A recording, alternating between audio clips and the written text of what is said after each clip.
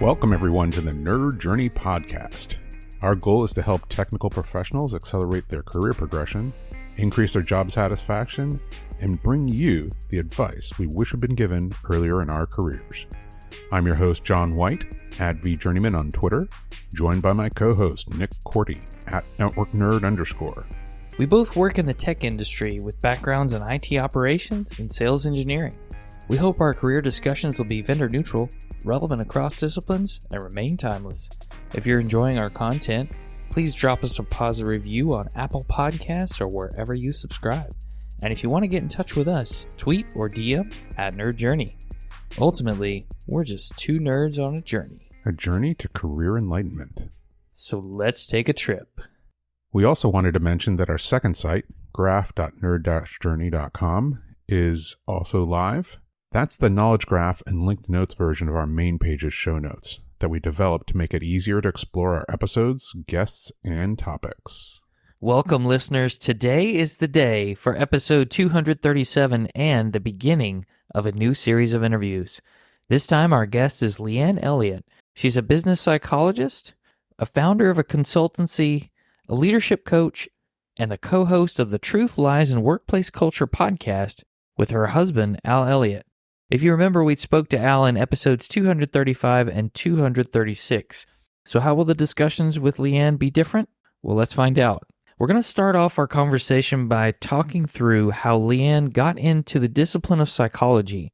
And you'll also hear about what made her specialize in and focus on business psychology specifically. If you've ever read The Talent Code by Dan Coyle, I think this falls into the category of ignition. But I won't say anything else about that part.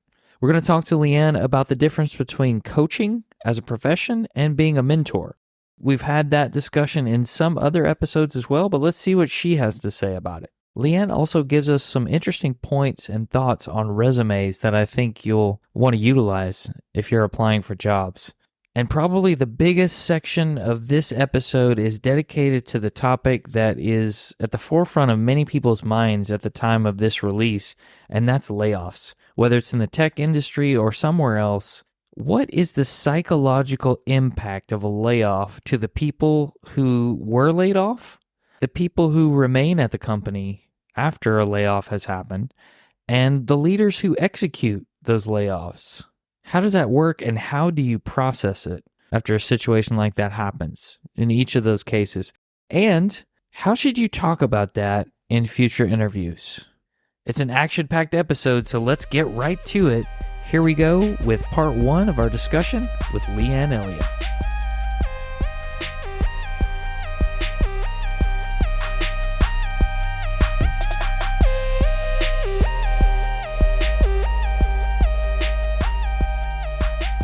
Leanne Elliott, welcome to the Nerd Journey podcast. Thank you very much for having me. Can you tell us a little bit about what your current role is and what you do there? I am a certified business psychologist and leadership coach.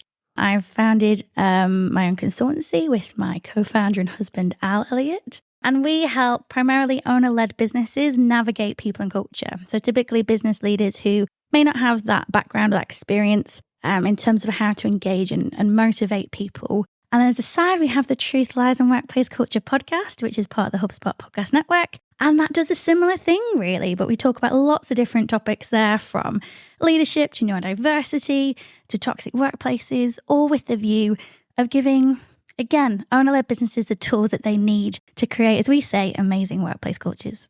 Can I ask a little bit about your origin story? I think that there's a really good episode that you and Al recorded about that, and we'll link to both of your origin stories. But if you could take us through that just a little bit, it's fascinating to listen about how people got started, like what they see as the roots of their trajectory. So I think from that episode, I shared fairly early on, I knew that psychology was a subject that I wanted to pursue. When I was in high school, one of my friends, my close friends, lost her mum very suddenly to meningitis. And it was a real shocking moment as a 14, 15-year-old, and not really knowing how to navigate that moment individually, but also not knowing how to support and be there for my friend. So the school was really amazing. It was a small school, and they brought in a clinical psychologist to talk to us, a whole class. And she really just talked to us about how we were feeling, helping us navigate what is normal to feel in that situation, helped us understand that this is a trauma. This is something unusual for somebody our age to go through. And she gave us some really great coping strategies, helped us understand how we can be there for our friend, which is really just to be there, to listen, to ask questions, not judge, not try to overly reassure. And I remember coming out thinking, I feel better. I still feel upset by the situation, but I feel more in control, both of my emotions and how to navigate this situation. So for me, psychology then was like, interesting. That's a powerful thing that woman did in there. So at that point, she stayed around for a few months, actually, in and out, and would come and talk to us either individually or as a group. And I asked her, how did you get into psychology? If I want to do psychology, how do I do that? She gave me some really great advice about different subjects to take, different options that you had. So from that point, before I chose my A-levels, which is the kind of 16 to 18 qualifications we do in the UK before we go to university or college. So I had the information I needed to know what I need to do academically to pursue a degree in psychology. When I was doing my degree, I thought, because there's so many different areas of psychology, there's so many different areas, and even within areas, there's different areas. Because I thought I wanted to be a counselling psychologist, and I think this probably stemmed from the experience I had in high school. So I was given the advice by a lecturer to try and get some voluntary experience. I think it's maybe 2004, 2005. And the Samaritans, which is a listening-based service in the UK, which helps people who are experiencing feelings of distress and despair, including suicidal feelings. We're looking for listeners. So people would phone up, talk about their problems, what they're experiencing.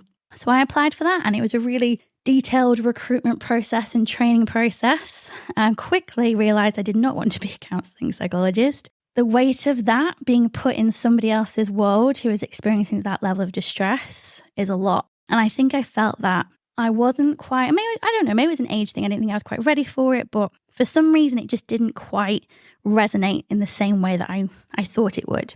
And then in my third year, I did an occupational psychology or business psychology module, and it all just seemed to click. It was always like, okay, cool. So we can, as psychologists, help business leaders create environments for the majority to experience positive health and well-being and purpose and meaning and fulfillment and joy. And that just felt really special to me.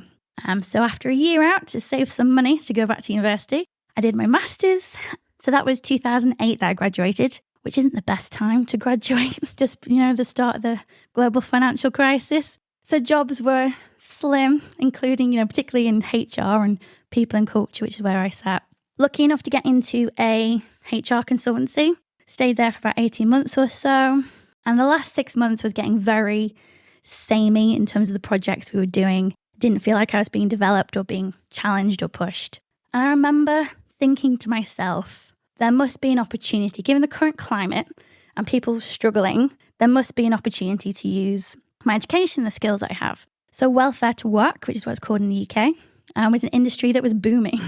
Basically, it's a government-backed scheme that helps people who are unemployed regain employment. So obviously at that point, when the unemployment rates were going through the roof, there were a lot of organisations looking for coaches. So I applied for that, got the job, and that's really when the whole trajectory of my career changed in a way that I didn't anticipate it to do. But I'd say that's really the start of that's my origin, how I went from, being a kid, a high school kid, to figuring out what I wanted to do, to actually then really starting my career. Yeah, it was fascinating to hear about your personal experience with a psychologist and how that influenced you to seek that out as an area of study, but then to go through the process of either shadowing or taking on that role of kind of one-on-one with somebody in crisis and realize, oh, this isn't what I want to do. But at the same time, taking somebody on with coaching in a job crisis, like that was fulfilling. Was it the stakes that were different there, or was it the circumstance? Was it experience and maturity? What do you think was the difference there? It's a good question. I think it's probably a combination of all those things. As much as I knew that by joining the Samaritans and having that experience of supporting people in crisis, I ruled out clinical psychology and counselling psychology.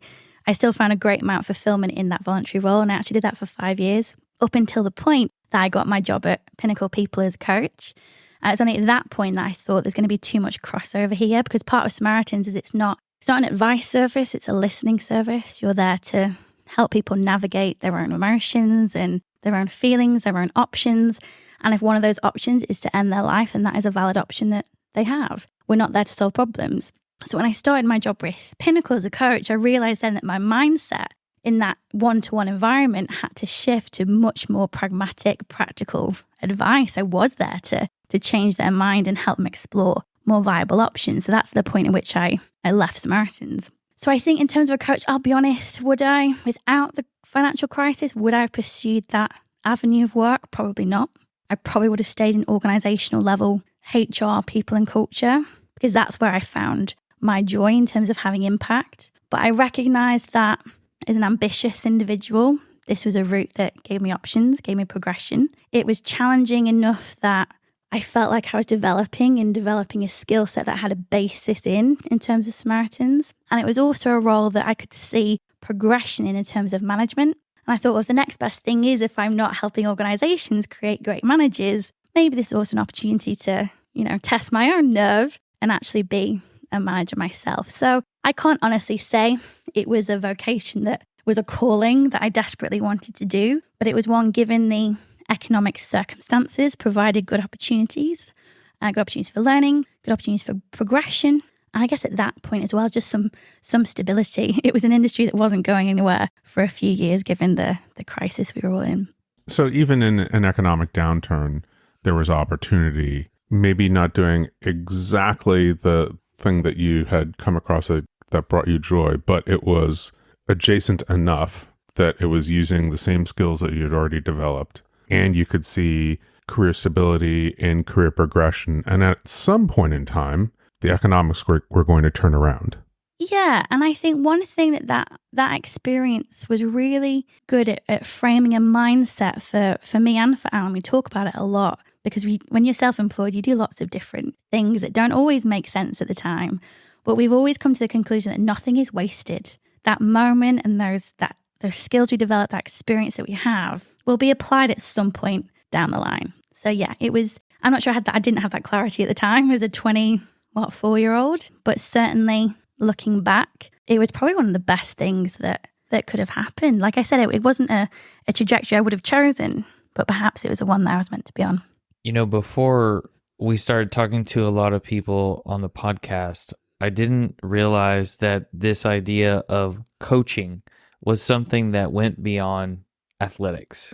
Maybe that's naivety or whatnot, but I didn't realize that you could get a coach in just about any area. So can you just break down, what is a coach in the non-sports application of that, and what maybe some of the skills gaps you had to fill immediately when you became one?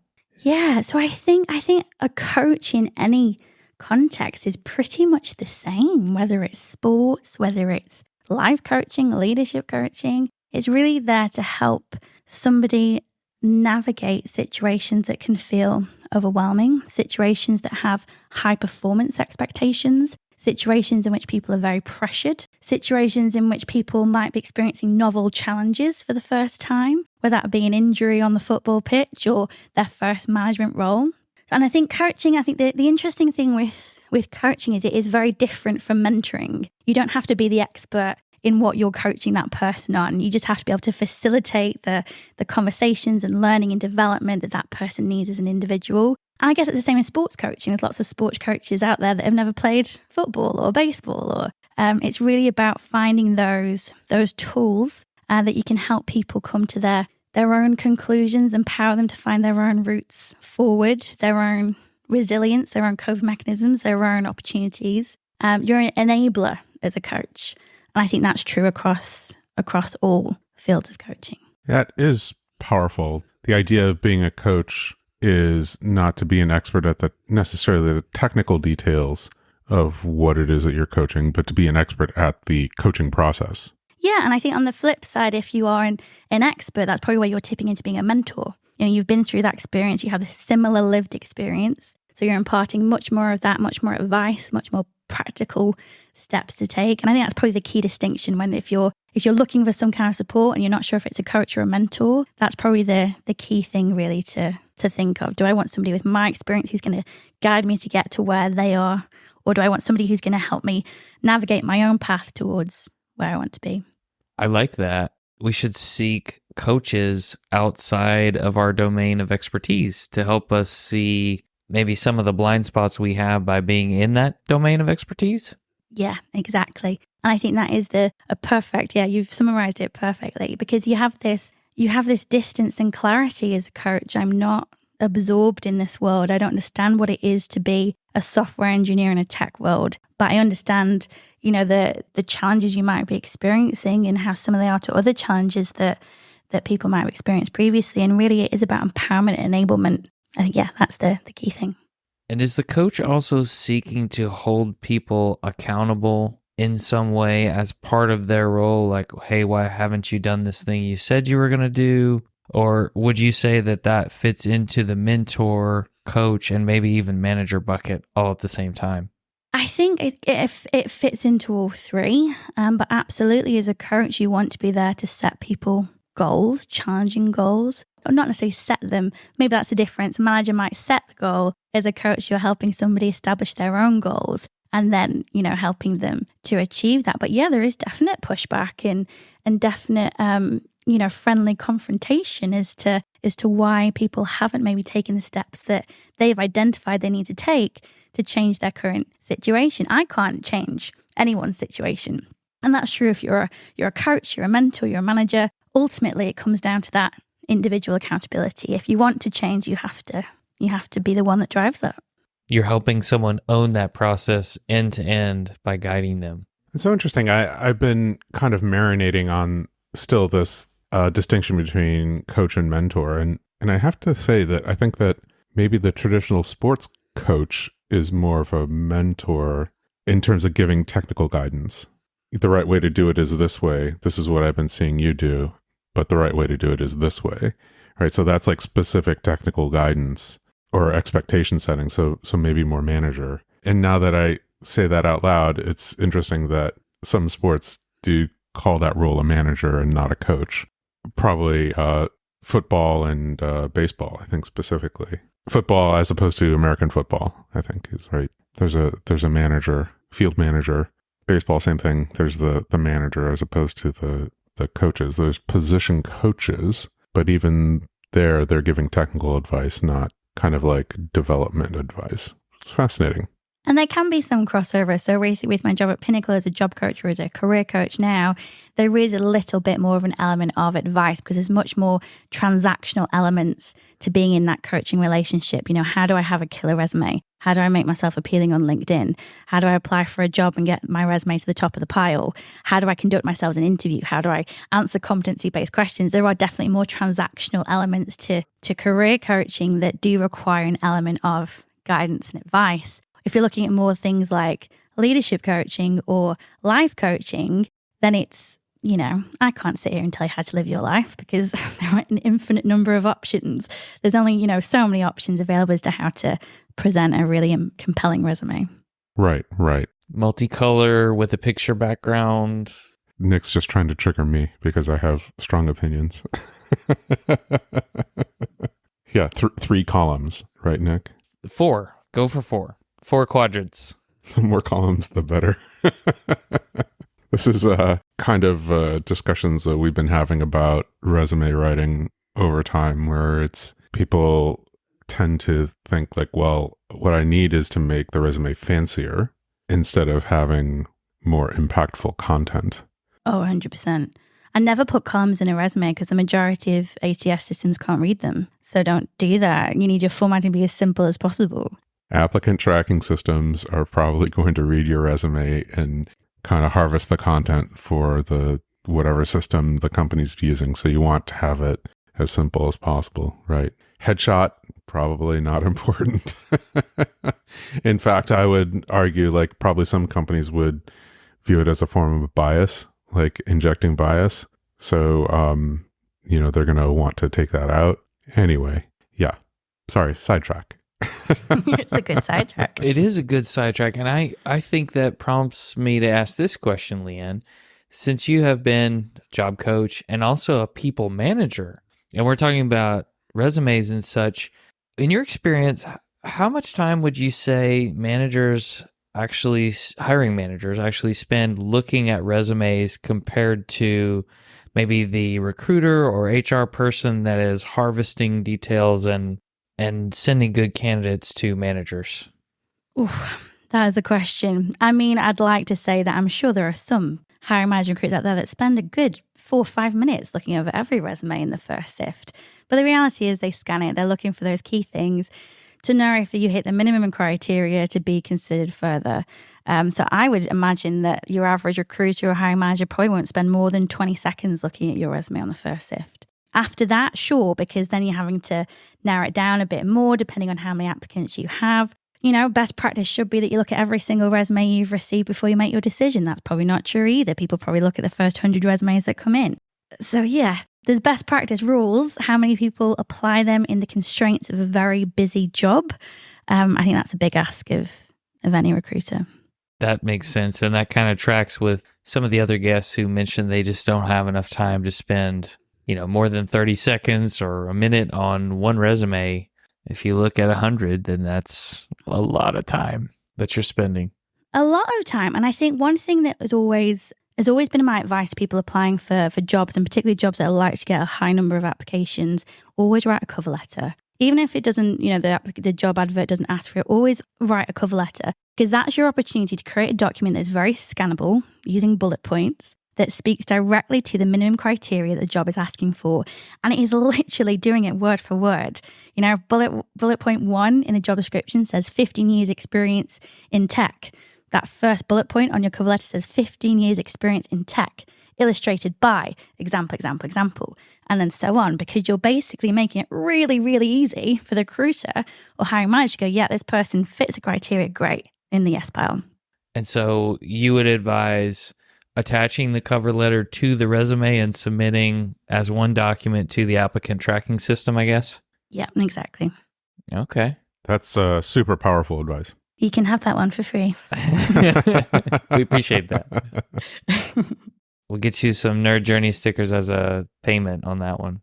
I suppose that what's the phrase, history doesn't repeat itself, but it does echo. The current tech layoffs that we're going through here in 2022 and 2023 are an echo or a rhyme of what went on in 2008. It's not as widespread. It's focused more on a specific industry.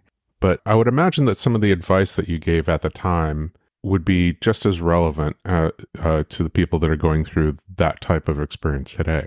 Am I right in that assumption? Yes, yeah, absolutely, yeah. So what was the advice at the time? Like, welfare to work is a little bit different from somebody who presumably has a lot of skills in the tech industry, where they're competing with, unfortunately, a lot of other highly skilled people who have all been kind of laid off at the same time. Do you see that as a kind of a unique situation, or are there things that people should be doing as best practice regardless of the situation that they happen to be in? I think there are elements of best practice. I think it is a unique situation that we're seeing at the moment with the volume of tech layoffs. It is huge. There's 3 or 4 things I would always recommend somebody who's been made redundant to go through. First, take the time to experience that workplace trauma, and trauma with a little t, but still a trauma, in that there's a very powerful change model, how we as humans experience change, called the Bridges transition model. And it basically says that an external change is very sudden. So getting made redundant is a very sudden change you often have very little control over, is done to you, and completely changes your world. That in itself needs to be dealt with, because that is something that the change is quick. The psychological transition to accept that change is much, much slower. It could be 3 months, it could be 6 months, it could be 2 years if you don't deal with that effectively. So I think the first thing I'd say to anyone who's been made redundant is to process those emotions that come with it, mourn the end of that job, that life, that vision that you had for how things were going to go, and deal with that first. Because once you've done that, you can really then start to put your productive energy into the next phase, which is going to be exploring the new opportunities. At that point, I think it's where the more practical things come in. I think what's unique about the tech layoffs is that they felt personal. You know, people were engaged in these awesome organizations with these great vision and values and benefits and ways of working and pride that came with saying, I work for Twitter, I work for Google. You know, that was part of your identity. So again, which is why you need to deal with that first phase, first and foremost. And I think in that more practical stage is, yes, you have a lot of skills. Yes, there are a lot of competition out there that also have the same skills and the same experience in the same industry. How attached are you in this moment of economic crisis in the tech industry? How attached are you to staying in tech? Because there are so many industries out there who would just love so much to have your skills. You know, there is a skill shortage in the majority of industries. There are ways that you can apply those skills, those same skills, in a different industry. And it is a big change, and it's probably not what you envisage for, you know, the first 10 years of your career. But if you're open to exploring that, one, on a practical level, you're probably much more likely to get a role quicker. Two, you're probably much more likely to find a role that challenges you in a different way. And that might be good if you've been a bit burnt from the tech industry to have a fresh start in a new industry. And I think third, it's really putting those skills to the test. If a skill is a real skill, it's transferable across contexts, across industries, even across countries. So I think if you really want to challenge those skills, put those skills to the test, hone those skills, then moving industry could be a really cool way to do that. When we say moving industry, this might be doing technical things, but in a non-tech industry, I think is what you're saying, yeah? Yes. Yeah, exactly. Yeah. Okay. See, I thought you meant like maybe even not doing a role that was focused on technology at all. Well, you could. I guess it's baby steps, isn't it? Yeah. You know, if you've been attached to tech, to go, you know what, you could do something completely different. Why not think about operations? That's a big old step. So I think in terms of discovery, that's probably the first thing. What can I use with the skills I have in a different industry? What can I maybe look at my more generalist skills and apply that in another company or another industry? So yeah, there's layers to it. But I think the first thing is, can I endure a career that's perhaps not in tech? I like what you said there about working for these companies became part of people's identity. And I know we've talked about before, John, separating who we are and our identity from what we do.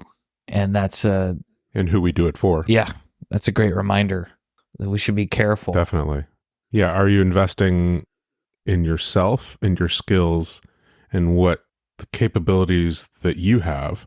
What are those capabilities versus who you do it for? Is the important part that you do it for Twitter or Google or Amazon or Facebook/Meta or Microsoft? Or is it the fact that you can do those things and you can do it for anyone or anywhere that you find enjoyable to do it? So if you're a software engineer, do you have to work for an organization that is primarily focused on developing software, or could you work in developing software for media and entertainment or oil and gas or healthcare or any of the other verticals that are out there? I think that now that you say that, Leanne, I think one of the things that we fall into is safety and comfort. It's like, this is where I am, this is where I've been for a few years, and this is where I feel comfortable, and everything outside of that, there's a certain element of risk and fear. Yet at the same time, probably every single job that, you know, people interviewed for, they said, oh yes, I'm absolutely fine with ambiguity. I relish ambiguity, but when it comes down to it, that's very difficult. But I will take a step back and say that's probably even more true for somebody who has not gone through this change process that you talked about, where they've mourned, you know, the life that they had and that situation in that context, and actually accepted that that's ended, right? And it's very, very easy to cling to that and say, why? Whose mistake was this? Why did they choose me?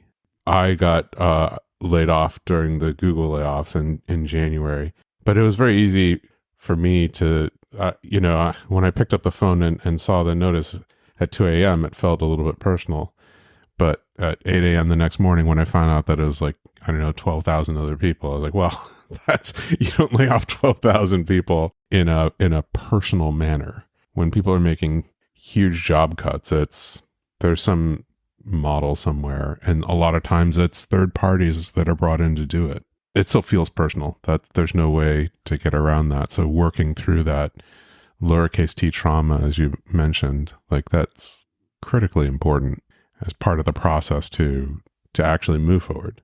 Absolutely. And I think that's where coaching again can be a really powerful thing. And I've supported a few people pro bono from the tech industry through some coaching sessions to get them back on a different path. And I think the thing that I found worked really well with those people in particular was exploring, like you say, your identity is so connected to what you do or can be, connected to what you do and who you do it for. And I think this is particularly true in the tech industry that has such fierce workplace cultures, the sense of belonging there. They did a great job, but the downside of that is that when you have to let people go, it is personal, it is hard, it is a bereavement.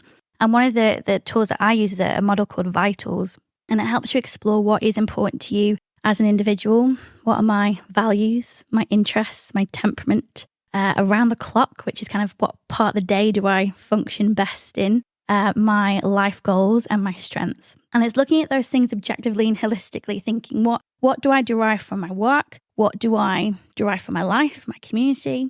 What did I enjoy about that job removed from that context? So for example, if it was the flexible working element and you think, oh, well, I'm only going to be able to get a remote job in tech, that's something to take away and research. Is that true? That's an important value to you, an important aspect of your work that you want to work remotely or flexibly. Is that assumption true that you can only do that in tech? And I think it's kind of mapping it out that way helps people untangle their identity from the tech world, from their roles, identify the things that are important to them and where else they can find them, whether that be industry or company or job role, and then start to craft, I guess, basically a checklist.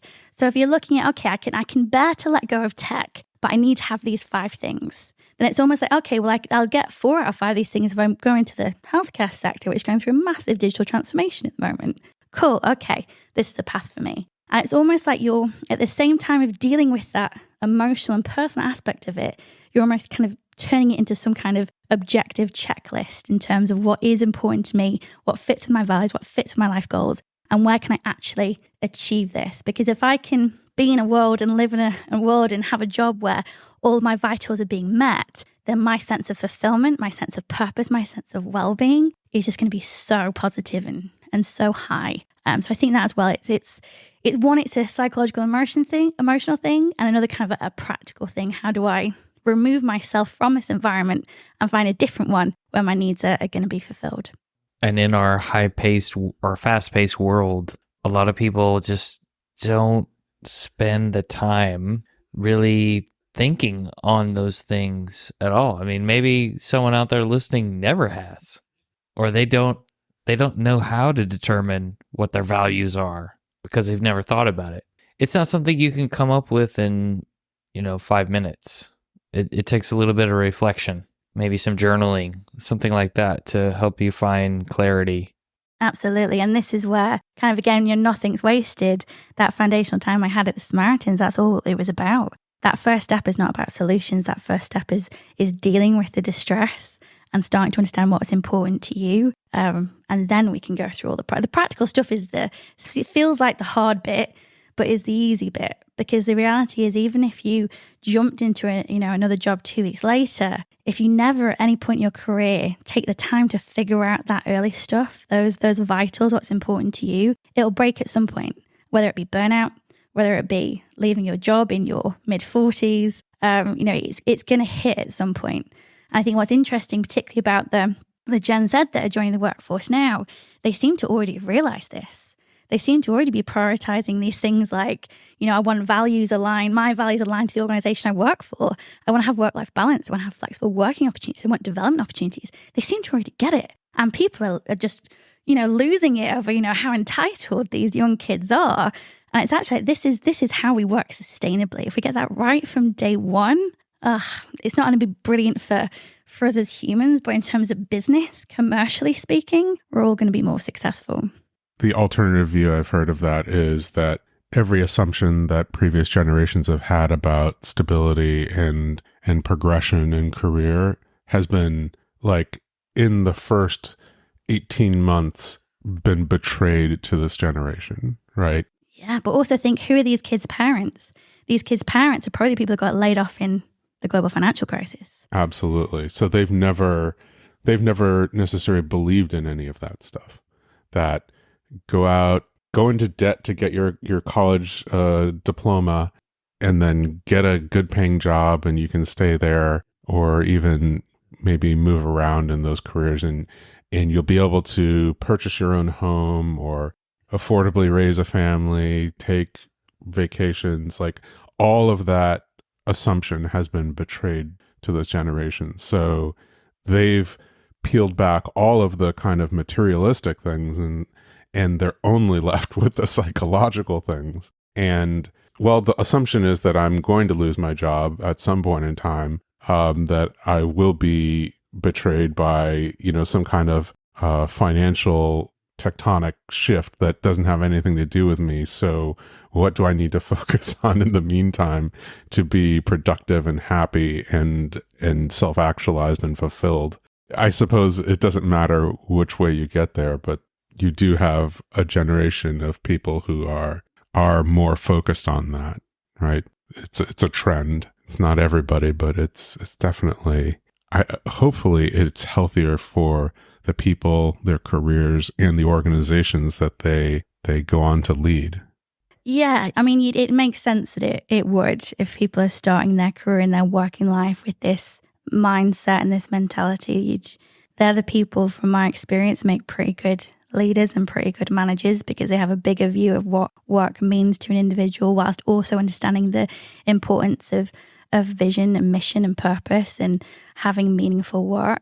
I think, like most things, we're seeing a very, hard swing the other way, particularly post-pandemic, which was just another massive disruption in our working lives. And so I'm sure that this tension we're seeing between organizations and employees and employees will ease. And I'm sure some of those stronger Gen Z ways of thinking about the world may soften. I remember talking to one of our guests on our podcast, and he was like, yeah, Gen Z, we need to still nurture that, that hope. But let's be honest, they haven't been hit enough times by the life stick yet. Like, they're gonna, something's going to come along. And, it probably sadly will, but I think it's finding that middle ground. We can be fulfilled in our work and make money for our business. Those two things are not mutually exclusive. Yeah, for sure. I want to ask a question about the person who's been laid off. When they go and interview for their next job, how would you recommend they approach talking about that event that happened to them? Is it a knock on someone to say, well, I was laid off from this company as part of this reduction in force?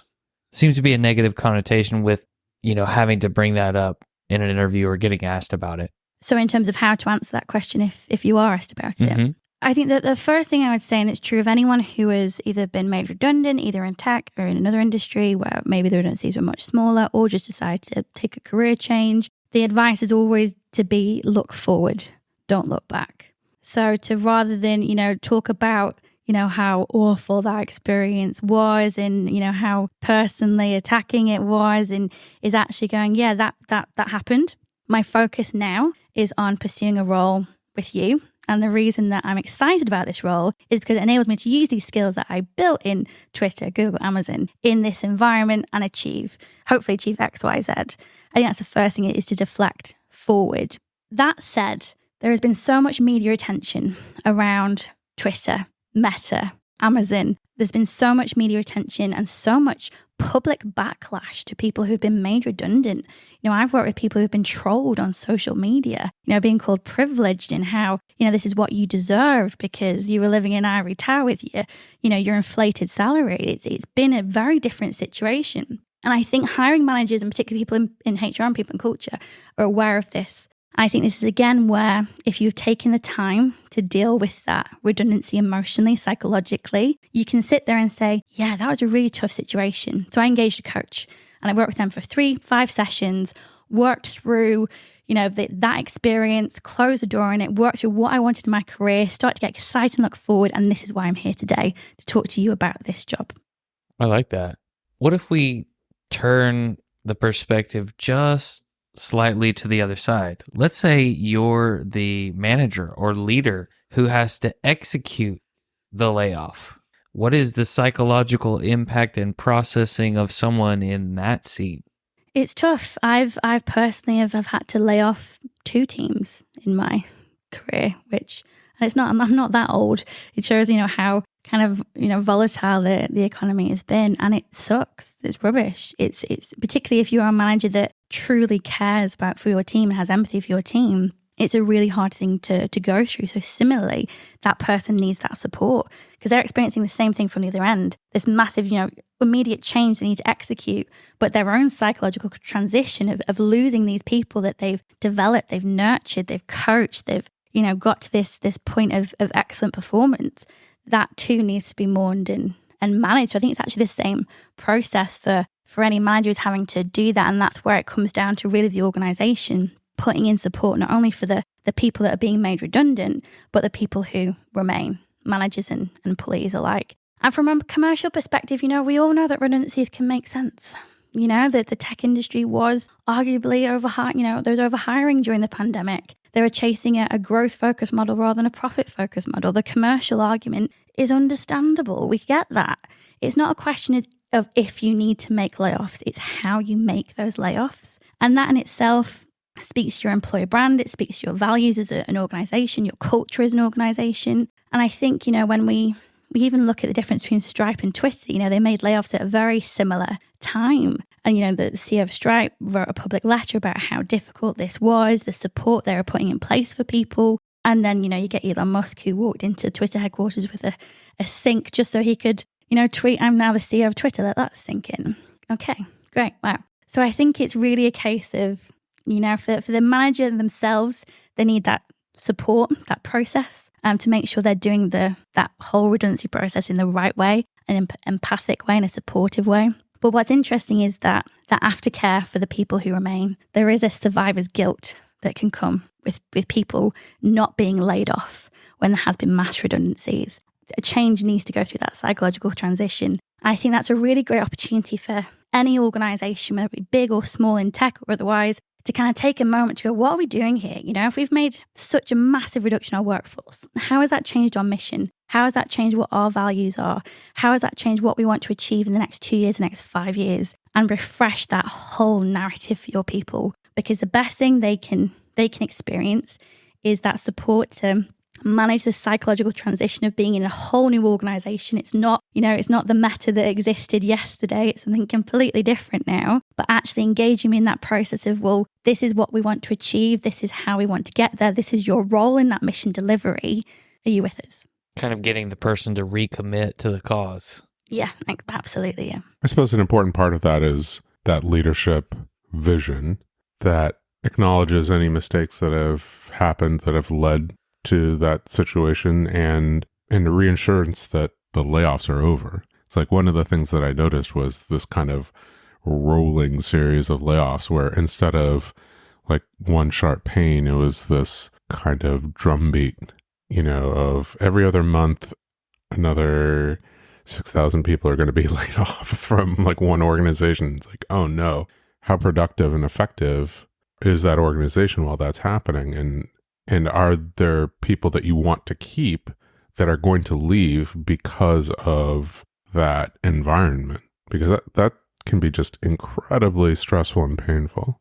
Yeah, because you're still in that state of ambiguity and flux and uncertainty. And, there are plenty of psychologists out there who will always make the argument that do whatever you can, whatever you can business-wise, commercially to avoid making layoffs. Because however well you make layoffs, it is going to have an impact on the performance of your business, the morale of your people. It just will. So the first option is always try to avoid, but if we get to that point where you do need to make redundancies, absolutely, and as brutal as it is, for these tech companies to lay off tens of thousands of people, the intention is exactly that, that we're making this really difficult decision. We're going to manage it in the best way we possibly can for our people that are leaving and our people that are staying.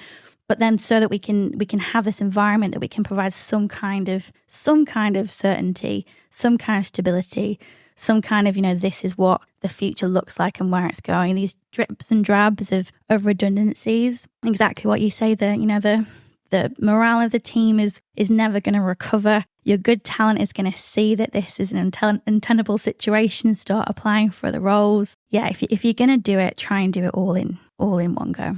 Let's maybe use this opportunity to talk a little bit about your work at Oblong to kind of try to foster high-performing workplace cultures.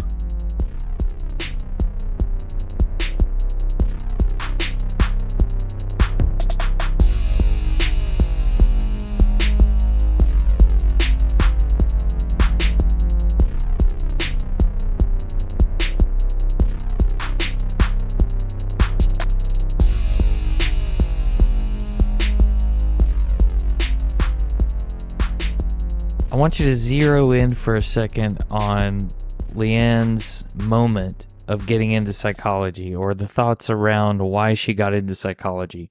She saw someone who is a psychologist help people using that discipline. So she saw the impact of being a psychologist and what that could do, and it really left a positive impression on Leanne.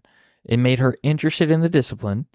She was curious about it, and she asked that person, hey, how would I go about getting into this field? What do you recommend?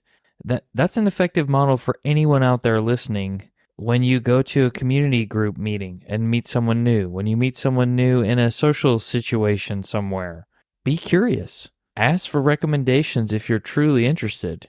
And who knows where you might be able to take yourself once you get that kind of advice.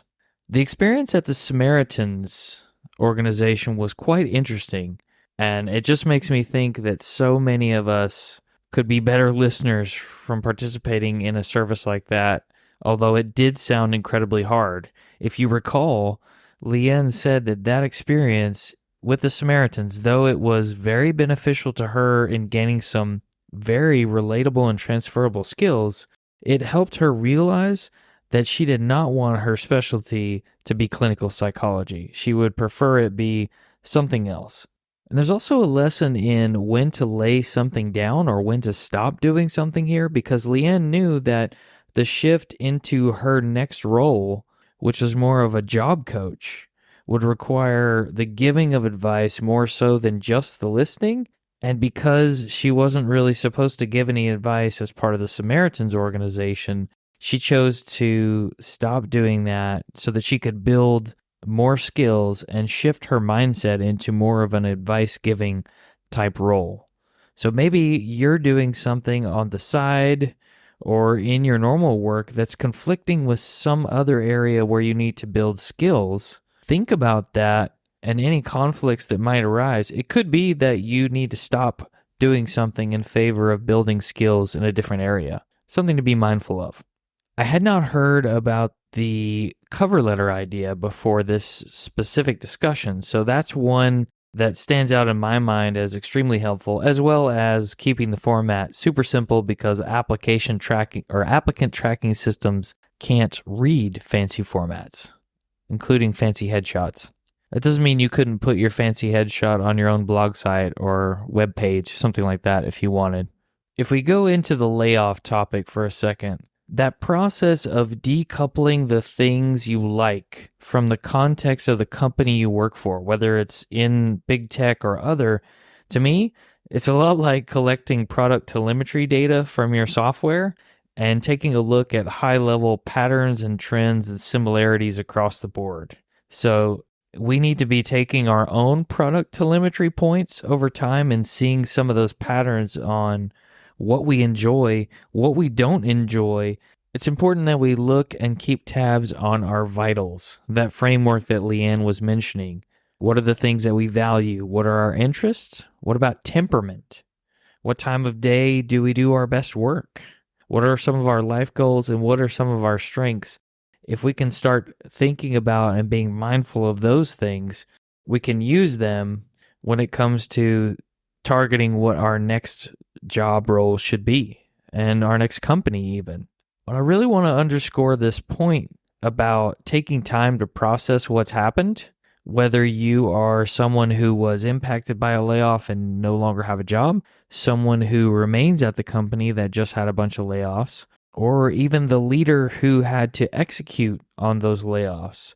She really emphasizes the time to process. And if we don't take time to process and mourn a little bit over the sudden event that happens, because it is sudden, regardless of where you've been in those three categories, it's always surprising. Maybe it shouldn't be, but it is always surprising. I love this idea that Leanne and Al have coined about nothing being wasted. No experience you've had is wasted. We can bring skills and experience from anything in our lives into that next job. It's just, are you mindful of what the skill and experience is and how transferable it is to that specific next role? That's the important one. Is this something that I should highlight on my resume or in an interview discussion with someone that is very transferable, but unless I communicate it, no one else may know that on the surface? That was some good advice from Leanne on how to handle going through a layoff in an interview.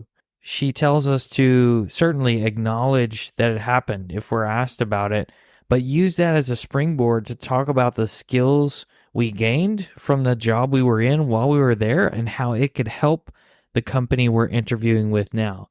Taking that future focus approach, not being negative or looking backward, but looking forward about what could be at this next company, because that's the thing we need to be focused on. If you are someone who's feeling overwhelmed during this time or have been through a layoff yourself, just know that Al and Leanne absolutely offer a free 30-minute consulting call that you can book through their website on oblonghq.com. We'll make sure and put that link in the show notes, but feel free to reach out to them if you have a need and just want someone to listen. If you're looking for other episodes that talk about people who have been through layoffs and what they did, here's some good recommendations for you. Some of the earlier ones that maybe we haven't mentioned in a while: John Hildebrand, episodes 37 and 38. He went through an unexpected layoff. How did he handle it? What did he end up doing? We talked to Mike Burkhart in episodes 64 and 65. Your position has been eliminated. What did he do to figure out what was next? Andy Serwich went through this in episode 158. Louise Bunyan in episode 163. She was made redundant, and that was part of the genesis of starting a new business. Shalvi Vauclou in episode 210 was given the choice in a layoff situation of being laid off or taking a different job. Leah White shared some advice with us from the viewpoint of a sourcing recruiter in episode 213 about how we should handle layoffs or think about them. And then Jason Langer talked about his layoff experience in episode 218. And then, of course, one of the most recent discussions was my co-host John White's stories from episode 220 all the way through 223, where he recounted what it was like to be laid off, be part of the reduction in force, all the way through to getting that targeting and getting that next job that he happens to be in now at the time of this recording.